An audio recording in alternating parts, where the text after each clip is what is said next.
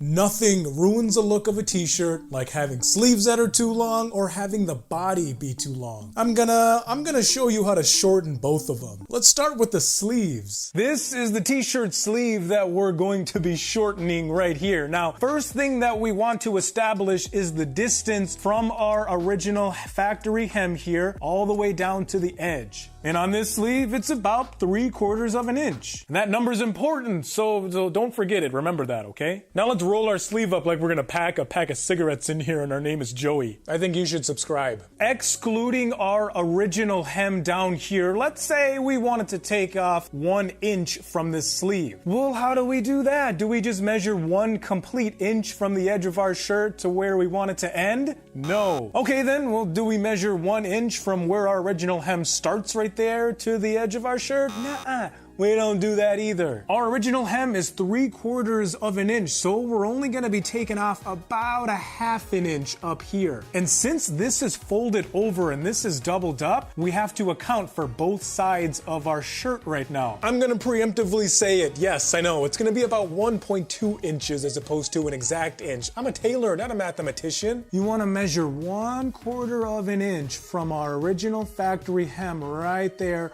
all the way to the edge of our shirt. And let's put a pin in there so we don't lose this spot. Click the join button. Now make sure everything is nice and even and just keep putting pins all along the sides.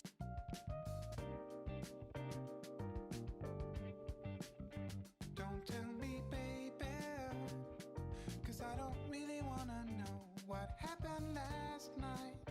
When you're done, make sure everything is nice and even and flat, and take your measuring tape and make sure that everything is of an equal length and distance.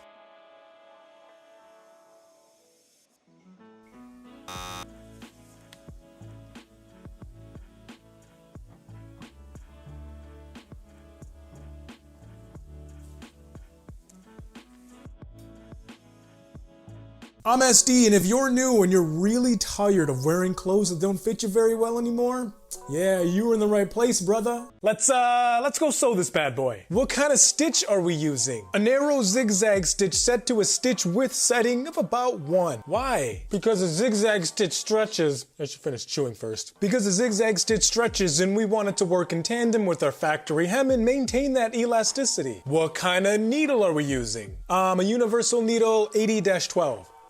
Why? Because it's really all you need to tailor your own clothes at home, in addition to a denim needle, both of which can be found in any big box store for like $3.50 max. And what kind of thread? Polyester. Why? Well, unlike cotton thread, polyester thread stretches, so we're able to actually do stuff in this shirt. Everybody always asks me, are tailored clothes as strong as non-tailored clothes? Yeah, they are. Don't worry. I usually say take your time whenever you're tailoring anything, and this is a time where you really want to make sure you go slow, because there's a very particular spot that we're going to be aiming for. We're actually aiming for that first stitch on our original hem right there. So what I'm going to do is I'm going to crank my lever and I'm going to lower my needle right into position there to make sure that that's exactly where it is.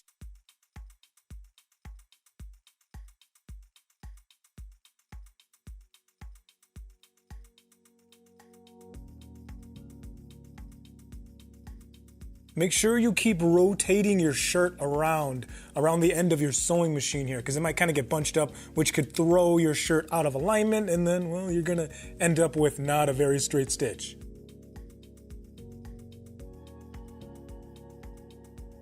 See, I'm coming off, my fabric's going that way a bit, but I'm gonna drag it back this way. I'm gonna lose my tension in my tension plates, but that's okay. There, perfect.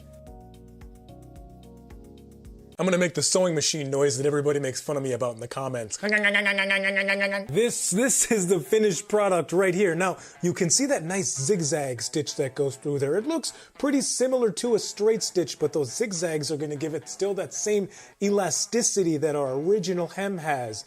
And this is the inside of our shirt. So kind of what we basically did is we took our shirt like this and we folded it up, and then we kind of sewed a stitch right up top here. So this is kind of like a big lip kind of flopping around right here. Hey, SD, Where'd your watch go? And this lip right here, we don't want to keep this on here, so we gotta snip this bad boy off. Whoa, whoa, whoa, whoa, whoa, whoa. You're using fabric scissors for this, right? Like you're not using any kind of random pair of run-of-the-mill drawer scissors you have lying around?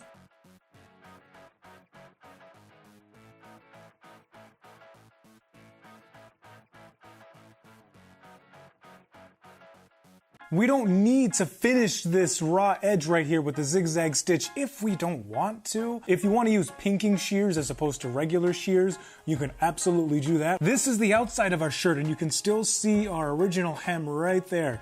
You can still see that first top stitch kind of peeking out right there, and it still has a ton of elasticity on it, so I wouldn't worry about this in any way, shape, or form. That's what's awesome about a really narrow zigzag stitch. Now let's go shorten the body.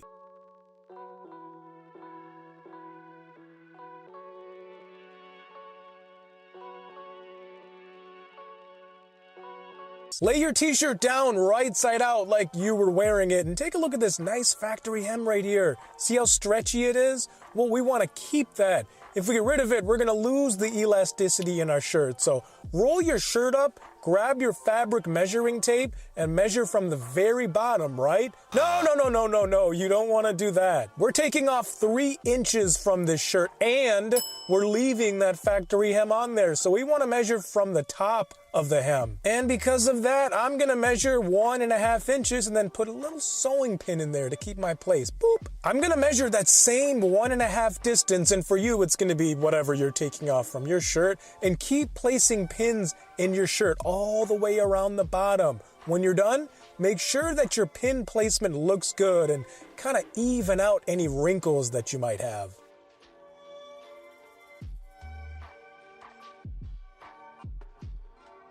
We are going to be sewing our stitch right on the edge of our factory hem, right there. When you start your stitch, make sure to start on one of the side seams, and we're using a narrow zigzag stitch as opposed to a straight stitch. If we used a straight stitch, it would break because, well, straight stitches don't stretch at all, and since we want to maintain the elasticity of that factory hem, we're using a stitch that does stretch, a narrow zigzag stitch.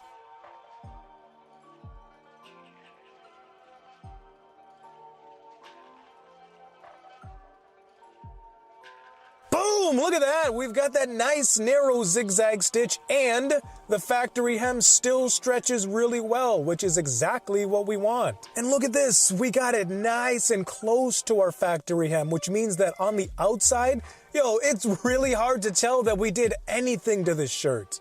But we gotta get rid of this flap that we have going on right here. We don't want to leave this on here. It looks like a tongue. So I'm gonna use some pinking shears, which are special scissors that cut a zigzag pattern in my shirt, which is gonna prevent it from fraying on me down the road.